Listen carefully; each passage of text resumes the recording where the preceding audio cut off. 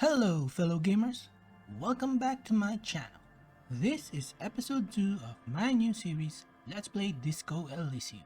If you haven't played this game, it's really engaging. I would definitely recommend this to people who like puzzle solving point and click game. This series, by the way, will be a complete playthrough of the game. If you guys enjoy this kind of content, smash that like button and don't forget to click subscribe. It would truly help me out. So without further ado, let's get into the game and enjoy.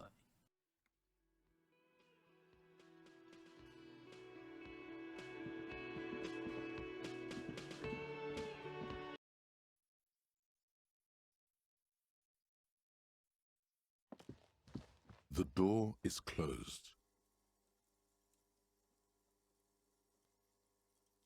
Still nothing. The lieutenant gives you a quick glance.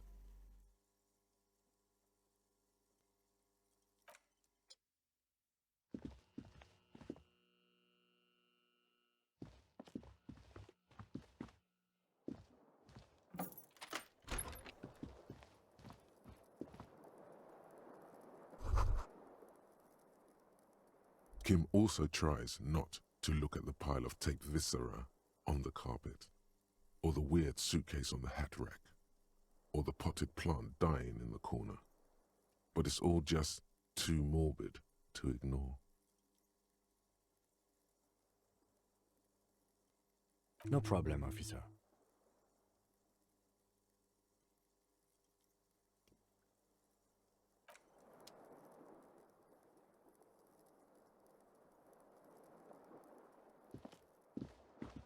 The bed is cold and not particularly inviting, but it's yours.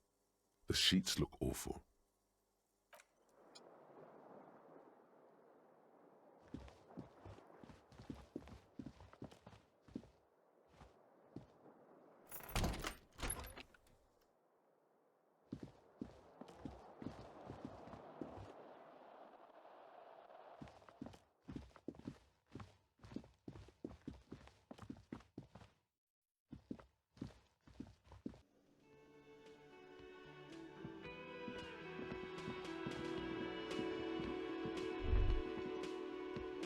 The theme on that pinball machine is a standard royalist theme, used on everything from pinball cabinets to full-flavor cigarettes, clinging to a picture book version of the past century, waiting for the king to come back and cast out all the profiteers and homosexuals. Basically, imagine a yellow plastic crown with a liquor brand emblazoned on it. It comes free with a six-pack of Vermilion Roy d'Or. The words Roy d'Or are stamped into the crown's plastic. The sentiment is called anti-centennial nostalgia, pining for a time before the turn of the century. It's common even now, after 50 years. Hello again, sweetie. Yes, dear. A paraplegic is someone with limited or no ability to use the lower half of their body. Paraplegia is caused by spinal cord injuries like falling from a great height or a grenade explosion. No, dear. I'm not quite that old, although I was injured in the line of duty. Nothing so glamorous, dear. Though when I was young, I dreamt of planting the Revacholian flag on some figurative peak. I was a training and development manager at a rapidly expanding mail-order shoe company. You'd think it would be a safe job, but I had to be everywhere, and well, once I happened to be under some faulty scaffolding. I was lucky. This was almost 20 years ago, and I was compensated exceptionally well. One can only dream of such payoffs nowadays. That's quite all right. I'm used to people asking questions. I know they're thinking about it anyway.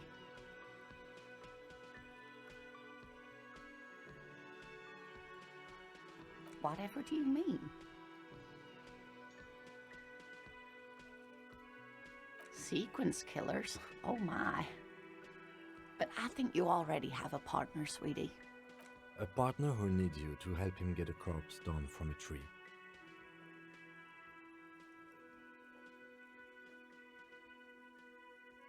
I can assure you with absolute certainty, there are no sequence killings taking place in Martinez. Now, gentlemen, no need to squabble. I wouldn't be of much use to you anyway, sweetie. Thank you, but Martinez isn't the most wheelchair-accessible place, you see. I'd slow you down. Perhaps another time. Yes, officer. You look rather dazed. Like a stunned fox. But surely things can't be that bad.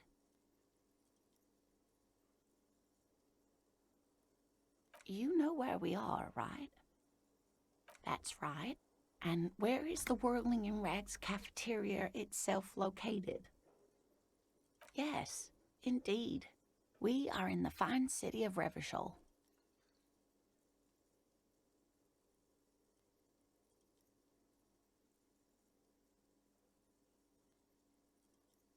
How would I even begin to tell you? Revachol is the most beautiful city in the world. We're fortunate to be here, you and I. I haven't seen very many other cities personally, but everyone says so. Revachol is a rare jewel. This city used to rule the world, though it has seen better days. Speaking of history, you know what year it is, yes? That's right, dear. How splendid. Here, take this pen. Knowledge should always be rewarded. Her relief is palpable. She was getting pretty worried about you there, but now she relaxes her shoulders. I can tell that this is taxing for you, so I'll just ask one more question. What regime are we living under? What mode of government?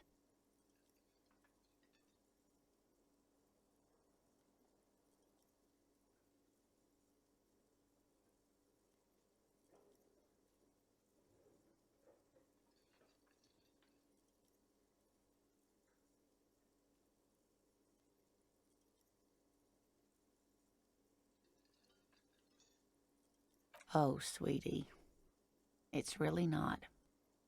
There used to be people who thought that way. Other people who wanted those things, but they all went extinct. Revachol is a zone of control led by an alliance of foreign powers called the Coalition. We have almost no government of our own, and certainly no dictatorship of the proletariat. But they still have cops.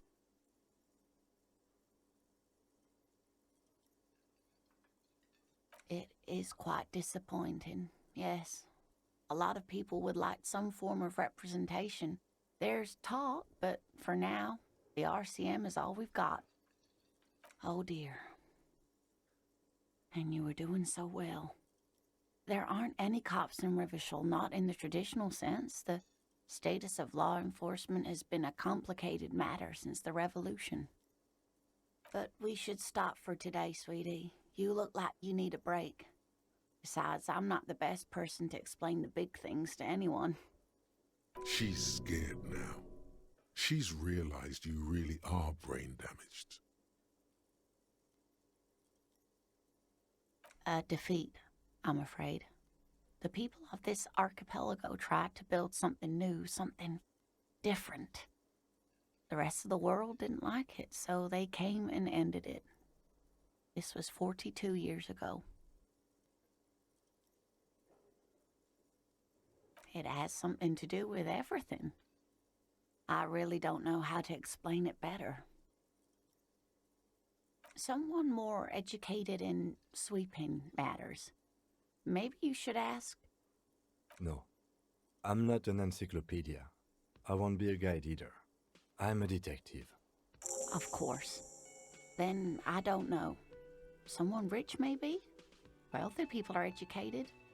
Though I don't know where you would find a wealthy person in Martinez. Oh, sweetie, I heard your conversation with the manager about your financial troubles. When do you get your next paycheck? You must be joking. Although our pay does sometimes feel like a joke. It's not easy to assert your right to a decent living wage when you don't have a strong union behind you. Maybe you should talk to Everard, the union leader. Interesting idea. This Everard sounds powerful. Maybe you can wrangle some coins out of his pocket.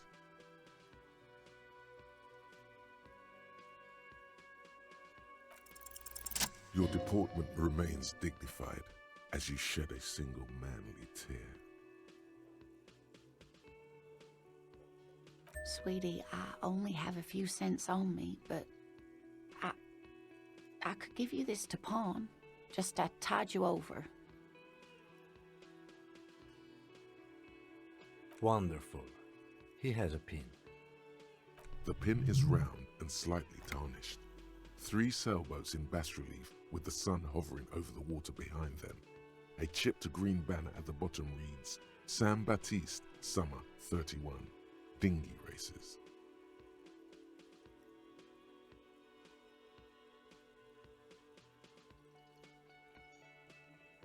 Cross the plaza and follow the road along the coast. Down by the water, there'll be a shack nestled against an old stone facade. That's the pawn shop. An old friend of my husband's goes there often. He says the owner is quite helpful.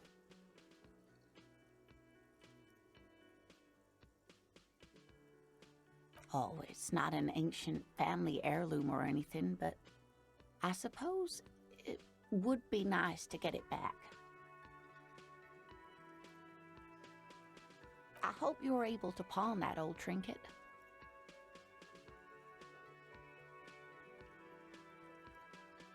Of course, dear. I just wish I could have done more.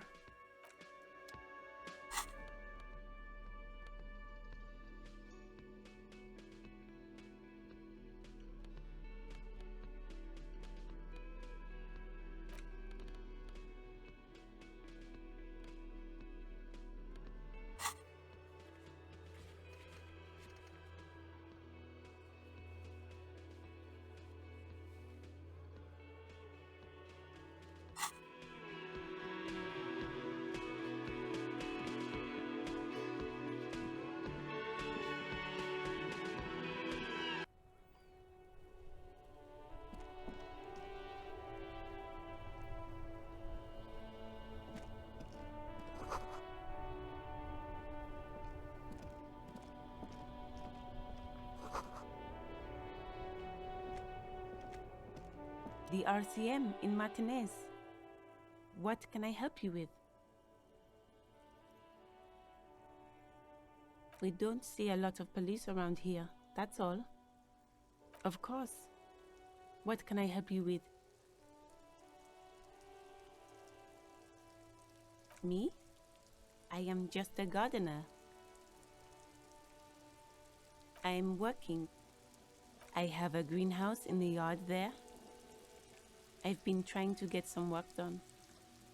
Well, as you probably know, there's a corpse hanging from a tree there. It smells pretty bad, so I have to take breaks. Don't worry, miss. We are here to clean it up. You can get to work soon. Thank you. My head is about to explode from all the salts I've had to inhale.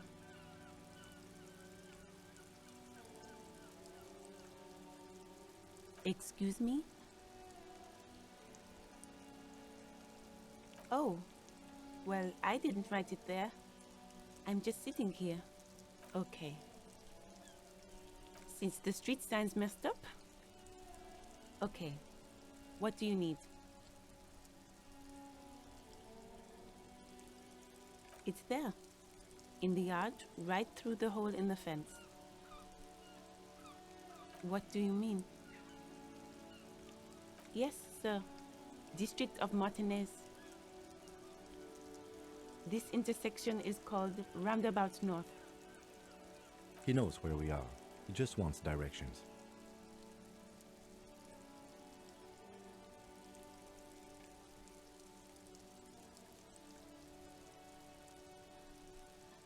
It's just water. No, actually, I think they call it the Martinez Inlet. There are some islands in the bay, but they're hard to reach. There's the pier, the Cape Side apartment buildings, some more tenements. Not a lot, really. The harbor gates? Some kind of commotion, I think. I don't follow the local politics. A fleet store, too. Some shops and a bridge. The canal bridge leads to the coast, but it's broken, I think. Some kind of accident, probably. Just coast. There's a little fishing village there, and a fish market. But that got closed down ages ago. No problem. Of course. I won't hold you back.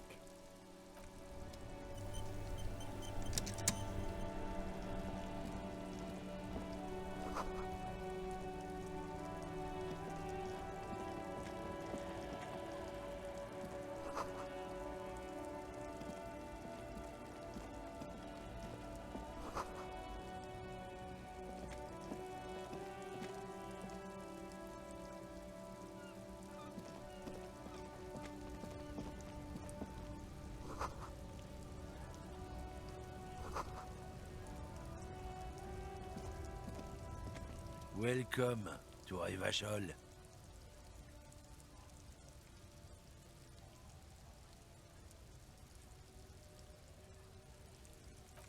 Don't you welcome to Revachol me.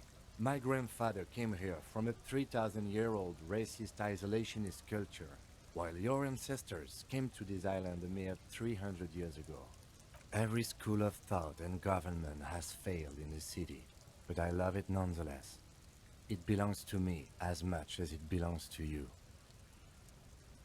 It's men like you who keep Revachol divided, making it that much harder for everyone to climb out of this post-war limbo. What he means is, fixation on the Revacholian nation makes it harder for Revachol to actually attain self-determination.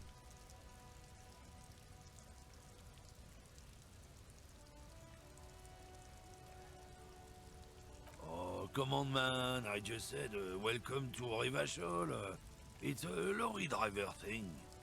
I know exactly what you meant. You think my kind doesn't belong here, that I should watch myself and behave. But you see, I'm an officer of the RCM. It's actually my job to make sure you behave. I would advise you to remember that. Silence. The air between them becomes tense. Your partner needs backup. Now's your moment to shine.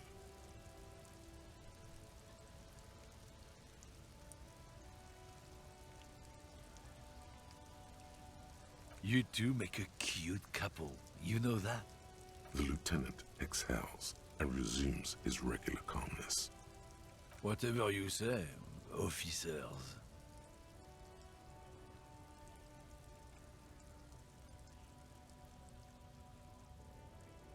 It's about biological determinism, natural law, the sorting of the races. Not the most popular topic nowadays, with the coalition in charge and all. You might want to change the topic. That is, bury your head under the sand like common sheep.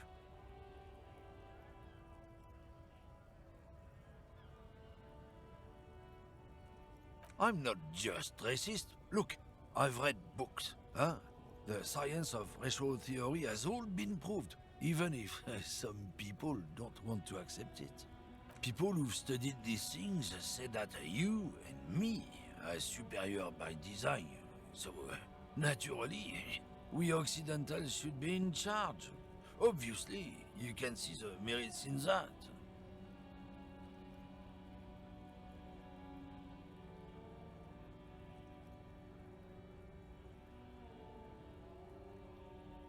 Open your eyes. Haven't you noticed something different lately? An unfortunate downturn, maybe? Huh? When members of the superior race cease to believe in their innate superiority, they stop competing for resources. This concerns you, policeman, so you better be vigilant. The damned kids are showing up good lately. Same with the mosquitoes. And the other intruder species too. They're on the precipice of cultural victory. Cultural victory? What is this then?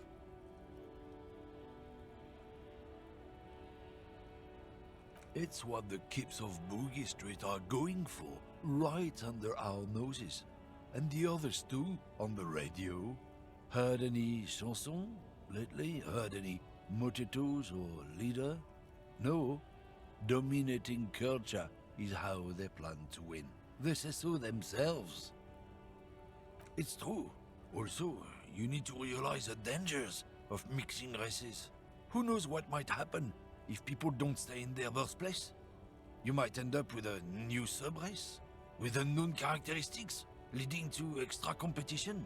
That's why you've got to control the offspring.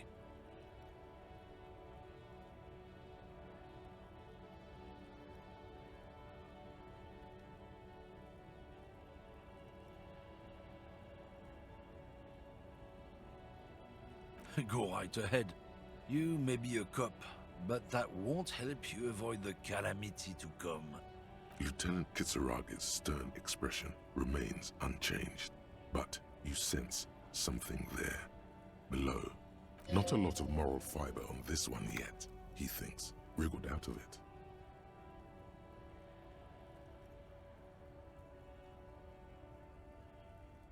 No. He's got a smoke right there, in his fucking hand. Snatch that shit out of his fat fingers. You need it after listening to his garbage. It's my last one. Why would I do that? I'm an honest man.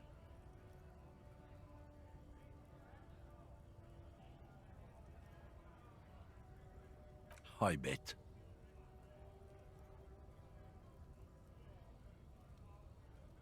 Sorry I couldn't be of any help. Oh, not much anymore. I'm here to pick up some cargo, but the dock workers are on strike, so it's a sit and wait on your ass situation. The strike? Oh, they've been at it for a while. A month, 2 months maybe. But this here is just the last week or so. Apples. Apples is exactly the kind of thing you'd say if you had something to hide. Yeah, apples. I take it you had other questions? No. He's got a smoke right there, in his fucking hand. It's my last one. Sorry, all done. What, officer? Sorry I couldn't be of any help.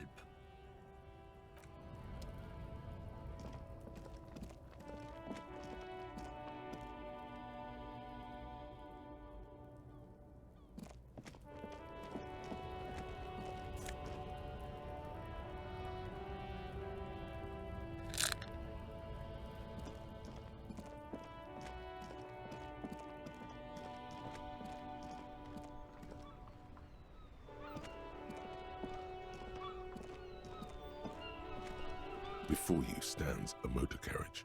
The bodywork is covered in blue and white livery, bearing the number 57. Vapor emanates from the large engine on the back of the vehicle.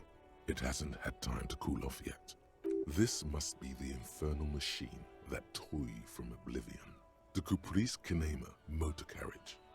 In the cabin, you are welcomed by a set of steering levers, a radio microphone on a hook, a pull-out toolbox under the seat, and the soft glow of the fuel preheater gauge. The frequency tableau lights up, and a green button labeled Prime Line glows like a feline eye. And then you hear something. The soft purr of electrical kittens, radio waves cast far and wide over the metropolis. A woman's voice greets you through the static. This is Precinct 57. Hello, Lieutenant. How may I assist you?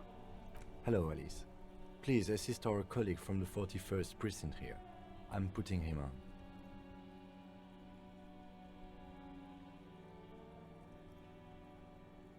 This is Officer Alice Demetri, Precinct 57. How may I assist you?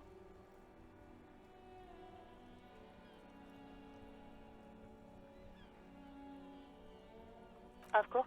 What is the number, officer?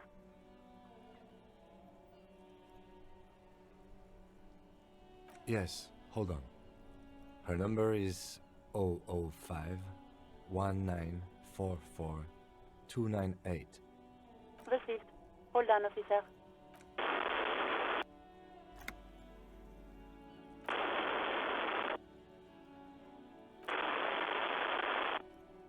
Lieutenant Kitsuragi slowly begins to tap a little rhythm with his right foot.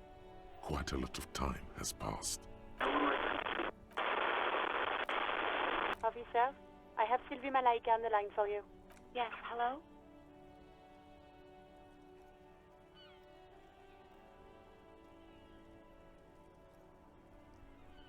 Oh, right. Hello, officer. What can I do for you? There is no resentment in her tone. She wants you to ask her out. No question about it.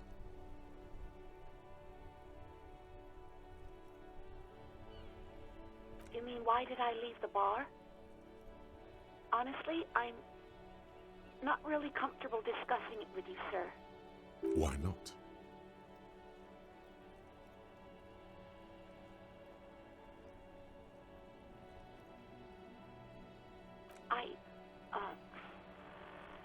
Let's just say I left because I needed to get away from someone.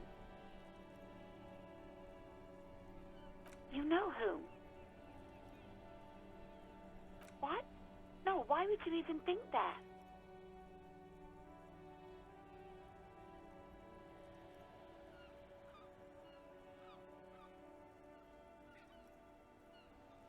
Please, don't bring Gar into this. It's none of your business.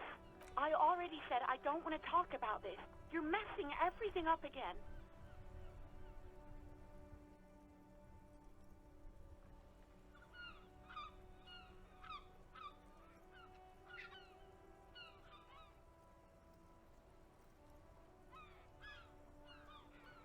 I do hope so.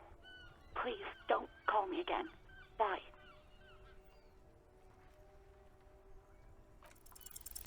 No, she doesn't have a problem with you.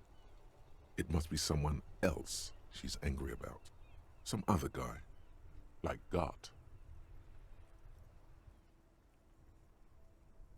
Trust me, you wouldn't want to be the guy here. You know how it is. Yak, yak, nag, nag. No, you're the guy. You're Lieutenant Love, matchmaker extraordinaire. Help the poor girl out, lest she turns into a spinster. What misogyny? I'm just telling things the way they are. Can't a man be honest in his own head anymore? You have to act, Lieutenant Love. You have to calm that hysteric down. Tell it you've got everything under control. Then go and have a little boys' talk with God himself. Think you can do that, Lieutenant Love?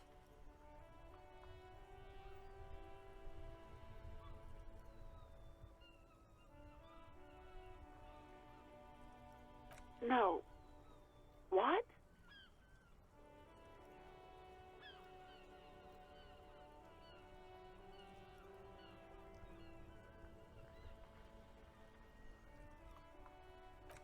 Oh God. Please, just stay out of my life. What? What is it? Call was terminated by the other party. Anything else, officer? It's on. The love quest is on. Too late, everyone. It's on. Take it to God now.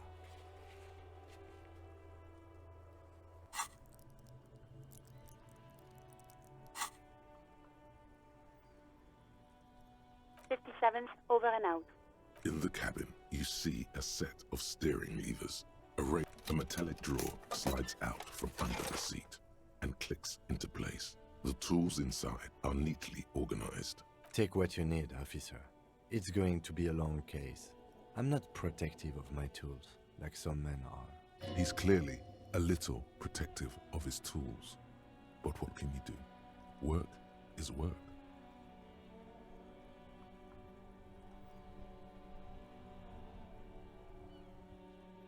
It's robust, weatherproof, and well-made.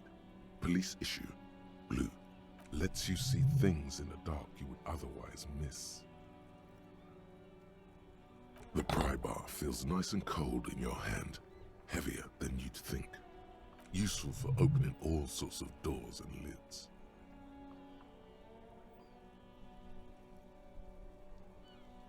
The handles are long and sleek. Snap, snap go the cutters in your hand. The pull-out toolbox slides back into its nest. Preheater gauge casts a warm glow on the steering levers and the radio on its hook.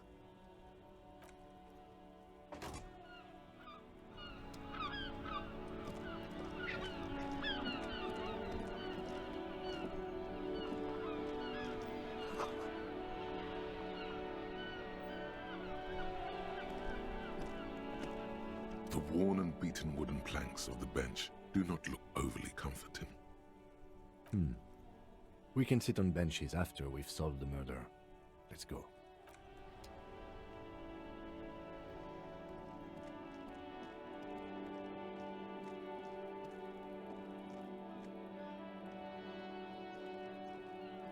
An old call box with a matrix of push buttons lists all the companies in the East Delta Commerce Center.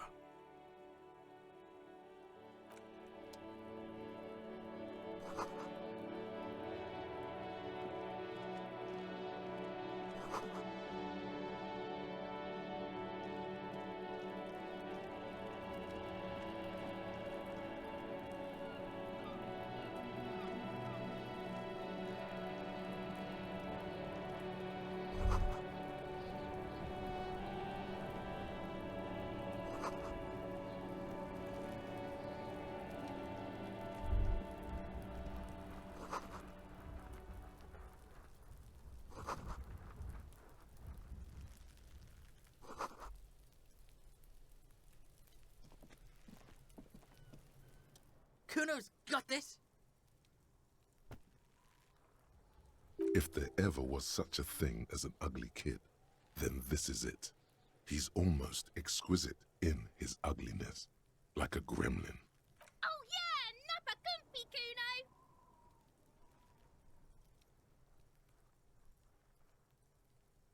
Right in the dick, Kuno! Get him right in the dick!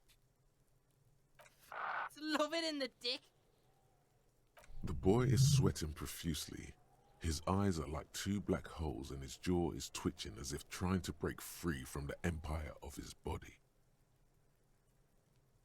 The kid is obviously high. Fuck that! Kuno, yeah! Right in the mouthhole! Shits himself. The rake, Kuno! You should throw the rake at him, Kuno! The fuck? Does Kuno know what a rake is? Kuno's not a gardener.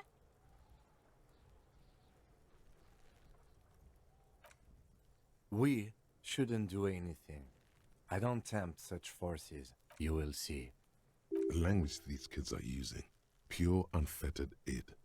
There will be no reasoning with those creatures.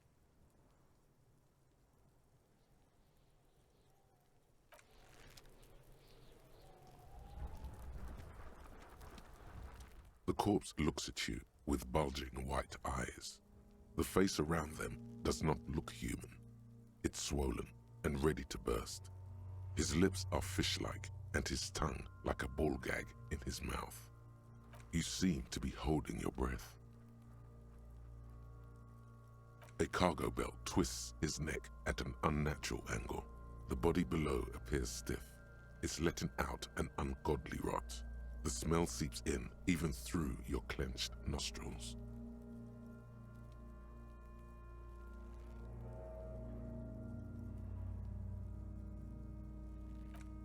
Active decay. It's okay to throw up, officer. No one is judging.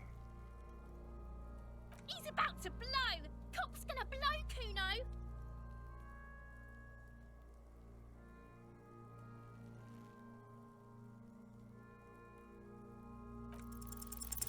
The smell is repulsive. It pushes in from your mouth, more instant and more familiar than anything you'd expected, more fever than odor. It fills your mind, flushing you from within.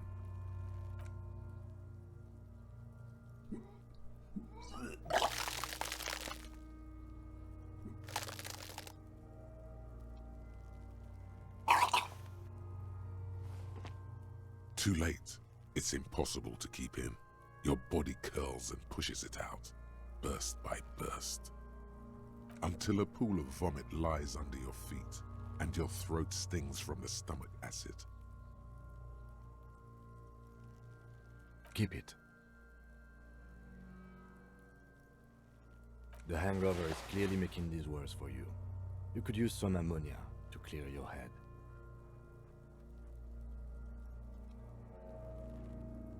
If you can handle the headache, some officers use it to deal with cadaverine odor. I can't handle the headache. It's more likely he can handle the smell, unlike you. That young woman, the gardener, mentioned she used salts for the smell. If she doesn't have any, there might be some in the fruit store nearby.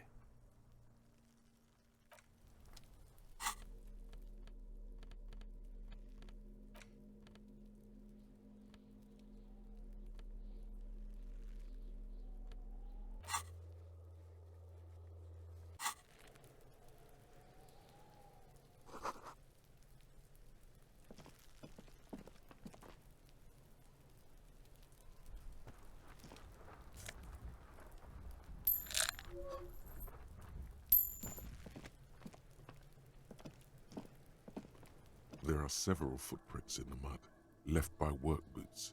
Anywhere from 6 to 12 pairs have walked here.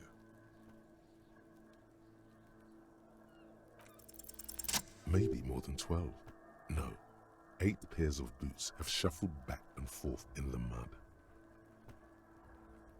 1. Standard work boot, steel reinforced toes, number 46. 2.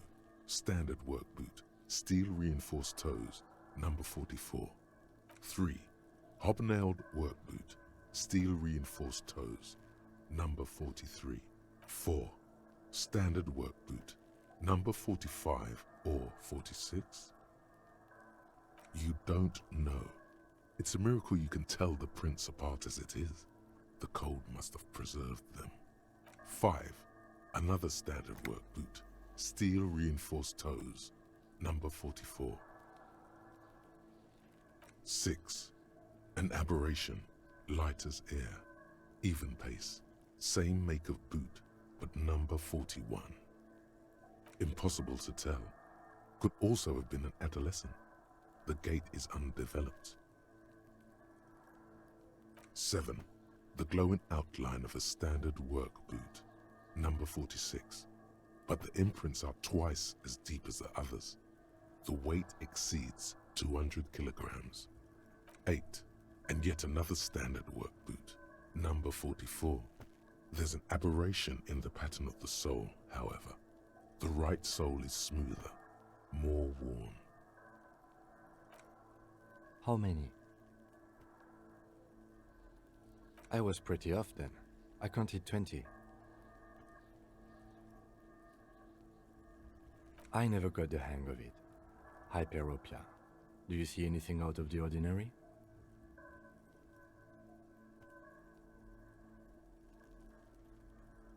A woman or a kid?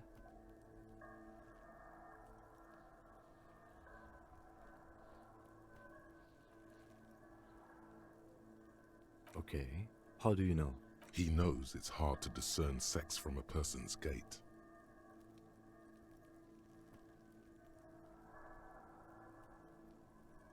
Understood. Anything else? 200? Could it be the combined weight of 2 people, one carrying the other who's tied up? Let's say a heavily built worker carrying a similarly built, soon-to-be-dead man. He might be right. 200 kilograms of living weight is unlikely.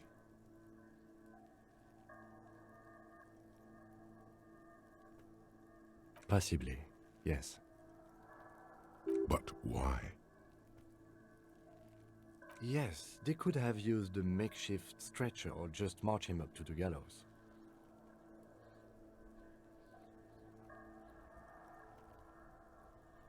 Even easier to carry on a stretcher, or between 2 men. Anyway, it's for future consideration. What else can you see? Interesting. Let's name it the odd soul. Someone operating a workbench with a pedal? like a joiner at the harbor. Or maybe a drummer? No, it's not. Forget I said it. We are not looking for a drummer. Perhaps it could be a driver. A driver would wear out the right shoe before the left. The accelerator is on the right.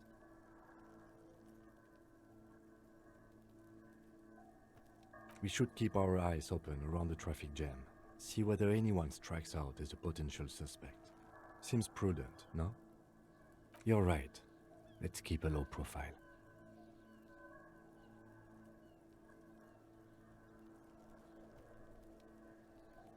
A week, maybe? 7 days would fit the time frame provided to us by the caller, who reported the hanging.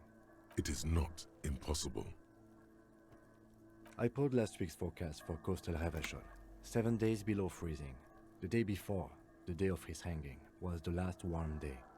Correct again. Sub-zero temperatures would preserve the tracks in a good state. The commotion here could have taken place a week ago. What do I think? A mob of people brought something heavy to the tree. One of them was carrying the victim. They shuffled around, especially under the tree. Then, after hoisting him up, they stood in a semicircle facing his direction. At first glance, this appears to be a lynching. Indeed, they all stood in a row here and looked at the tree. Yes, everything fits so well. Carried him over, hoisted him up, watched him hang. This is easy. The lieutenant's eyes narrow. He's thinking to himself. Either way. What else?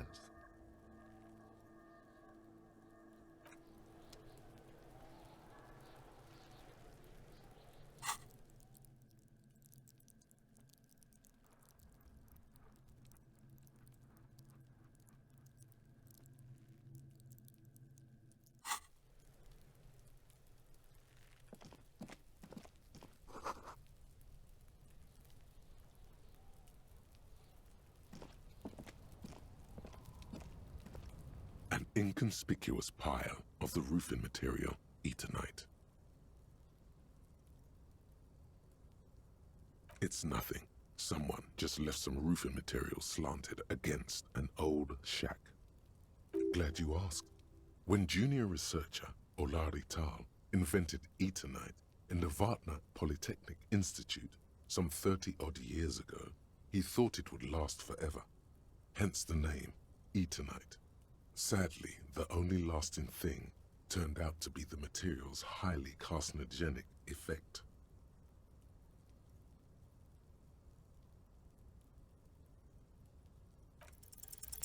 Because it's nice and orderly, well-laid palettes, easy on the eyes, rhythmic pattern, calms your mind. Mammals like this stuff.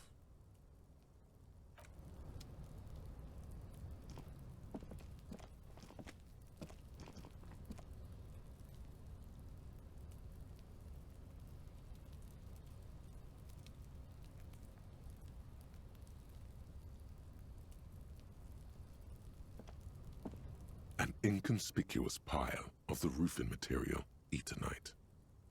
It's nothing. Someone just left some roofing material slanted against an old shack.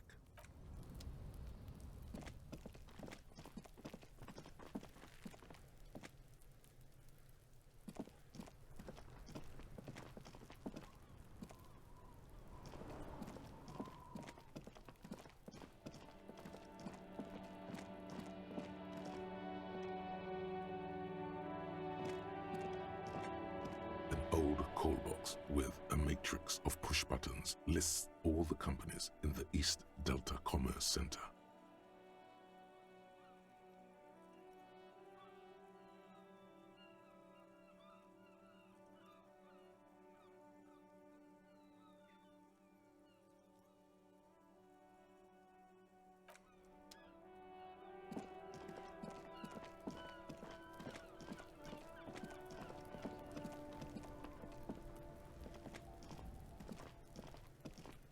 There he still is, looking right through you with his white eyes. The body below is entirely dedicated to that corpse smell.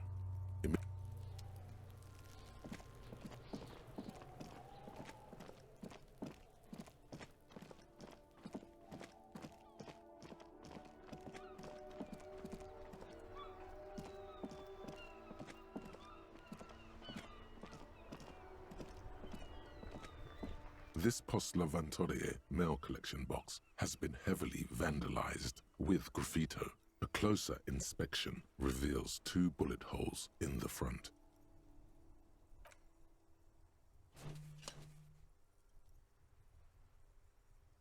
The box seems happy.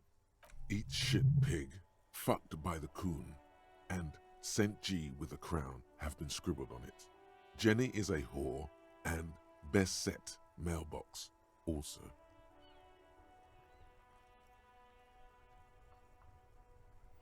The mail collection box seems cathartic, thankful even.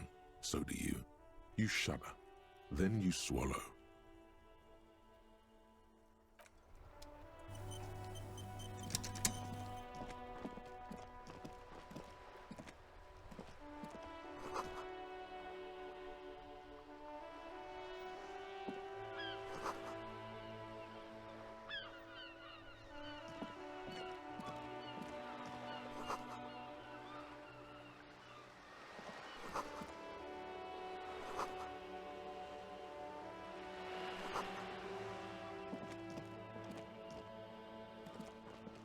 Hello, sir.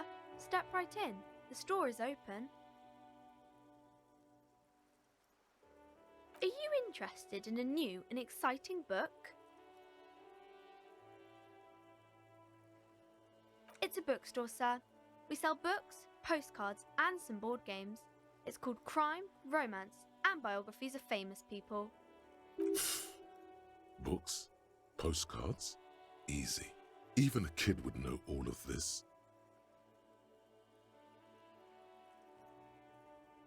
Don't be a fool. As an expert, it's your duty to tell what you know to everyone. Sir, are you okay? You've been standing here silently for a while now. Okay, sir. I'll try to answer any questions you have. I hope they're about books. My name is Annette, sir. My mum, her name is Plaisance. She owns the store. She's inside minding the register or organising the stock. Feel free to step in and browse our wares. I'm signalling that the store is open. Otherwise, people might not know. They'd miss out on the crime, romance, and biographies of famous people.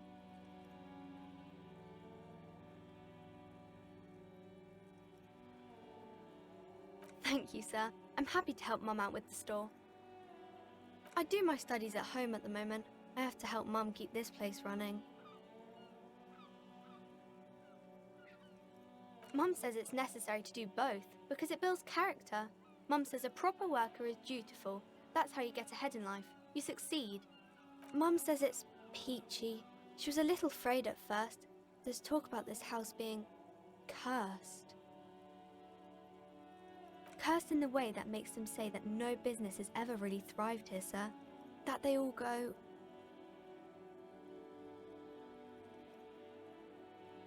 Exactly. But we've been doing fine so far. They shouldn't be, but they seem real. Anyhow, they say that these grounds are doomed for businesses.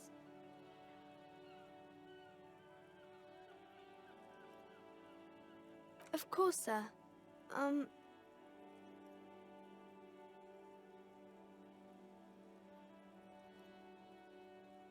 Crime fiction is about murders or burglaries or things like that, and the work of a policeman or a private detective who's trying to solve a crime and catch the criminals.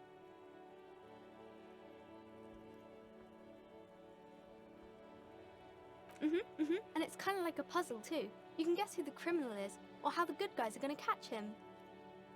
You don't look much like a policeman. Didn't mean to offend, sir. Sorry, sir. It's just that you don't look like Dick Mullen.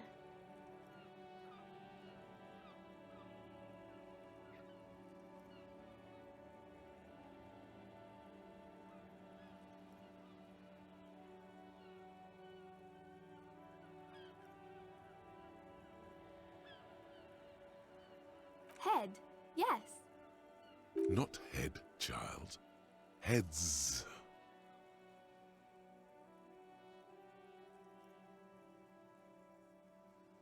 Isn't that very dangerous? Unlike you, sir. He's just a fictional character. He's no match for you. Maybe you can show me some real police work, sir. Like in the books.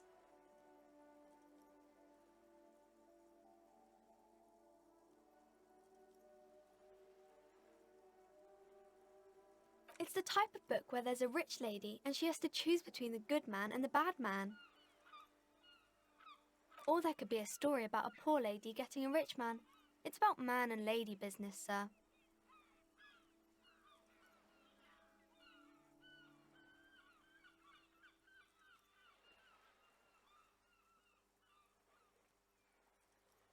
It happens, but usually the guy gets rich in the process, or should actually be rich himself, but has lost his family property unjustly, like during the revolution or something.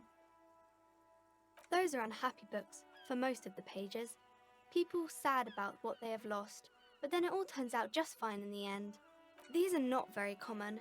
You can't have a choice between bad and bad. Nobody wants to read a story like that. Well, maybe then it's fine. Maybe if the lady then decides not to pick either, because she doesn't need a bad man. Yes, that would be interesting. That's really not a proper romance story. That's more like everyday life. Not in romance books, sir. These are about nice and pretty people, and everyone is happy in the end. I haven't read many of those. Maybe you should ask Mum. I'm sure she can help out. Anything else you're curious about? Maybe some about other books? You fail to deduce anything substantial. She waits intently.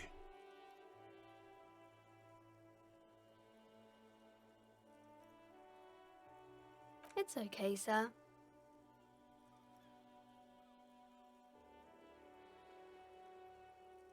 You disappointed a small child. Well done, champ.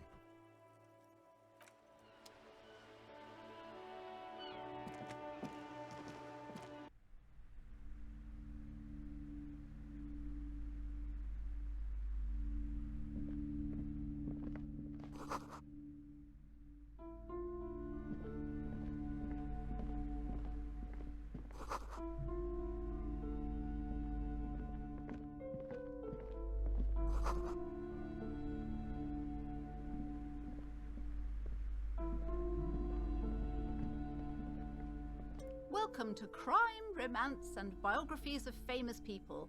My name is Plaisance. Be welcome, and please take responsibility for the energy you bring into this space.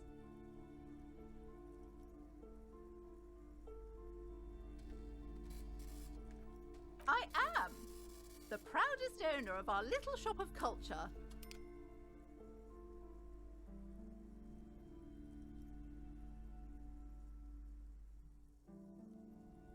Annette, yes, my daughter. I hope she wasn't slacking off again with her nose in science fiction. Tell me, was she at her post doing her job like a proper girl? Wonderful! Did you talk to her? Great! On a scale of 1 to 10, how compelled were you to buy books after talking with her?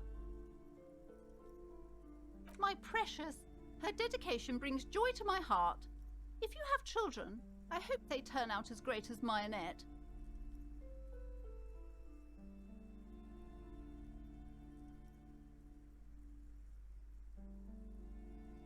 As a young girl should be, with the proper attitude, she'll have a bright financial future. The woman before you scans the store, her shoulders rigid and tense. Every now and then, she nudges her glasses. Then why are you talking to me? Everything is on the shelves to browse. Don't you feel compelled to buy anything? See those shelves there? Go, be drawn. Everything is on the shelves. Take a look yourself. The shelves compel you, don't they? She smiles and nods, seemingly relieved. Cursed? Who said that? Annette? I will have a word with her. This place is not cursed. It has a robustly magnetic energy.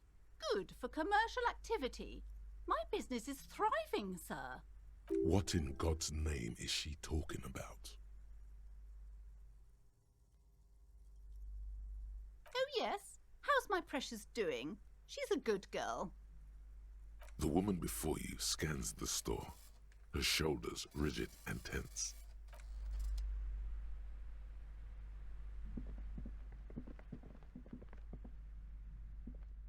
These shelves are overburdened with books from the same series. You see the name Dick Mullen over and over. Crime fiction is a disgrace, an asinine misrepresentation of the physical attributes of the arduous everyday work of actual police officers. These books greatly overstate the excitement of police work, glossing over how long it takes to actually follow up on leads and eliminate dead ends. What's more, they completely ignore the psychological hardships of year after year coming into contact with people during the worst days of their lives. Not a single mention of all the stress this work creates upon the officer's family. Detective fiction just doesn't tell the truth at all. Now, would you like a list of all the books found on the shelf? Shelves filled to the brim with crime novels featuring the supposedly stalwart Vespertine detective, Dick Mullen.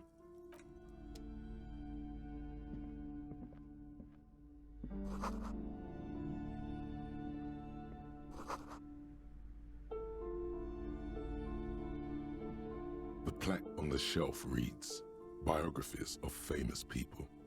You see a large variety of names, none of which ring a bell. Several maps have been attached to a bulletin board hidden inside the alcove. They're held up by small pins.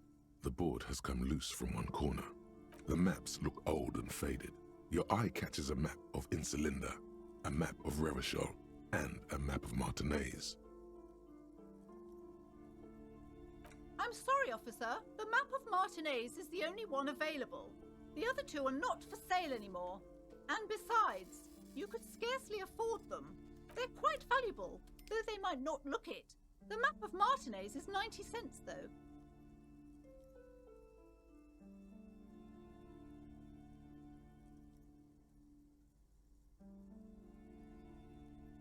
That old thing? It's an out-of-date map of a tourist location that never was nor came to be. From when some design studio people tried to spruce the place up 4 or 5 years ago. They also renovated the horse statue, set up those coin-operated viewers, and designed the new street lamps. The place does not look like a successful tourist trap, does it? They didn't get that far, for some reason. A shame the project never got going. Would be nice if someone fixed Martinez up. All these ruins are bad for business. This large map displays archipelagos. You see a constellation of small dots on the light blue emptiness of the Insulindic Ocean. The largest in the northeast is La Caillou. You are here. Another far away in the southwest, Seminese Islands, Ile de Fantôme. Ozon, Laurentide, Fas à la Mer, Archipelagos, North Arcade Islands, all just specks of dust on the vastness of the Insulindic. On the edges of the map, the color fades into a blur of dotted lines, black and white, disintegrating into mathematics. In the northeast, a dust mite stands on the north coast of Caillou in a bookstore. It's you. You can, on Caillou, Revachol, a single black star, on Ozon, Fondelier, and Vilmandu, on archipelagos, Croyan Moran, Villiers, on Seminine, Olduvai, and on Laurentide, Deora of the Seven Seas. 850 million people live on these little dots, an oceanic world of culture and commerce torn apart by history. The ocean breaks apart into a tangle of cosines and azimuths, all pointing into pale nothingness. Windy is the north azimuth. Grad is the northeast azimuth. Samara is the east azimuth. Seol is the west azimuth. Isolas, they're called. Connections to other worlds. Words past the Insulindian, unknown to you. You only know you've never been there. You have little idea what they are. Distant stars, gods, but looking at them makes you feel almost non-existent. Whatever they are, the Isolas are immeasurably large compared to you, and very, very far away. Perhaps they are gods, gods of distance and outer dust.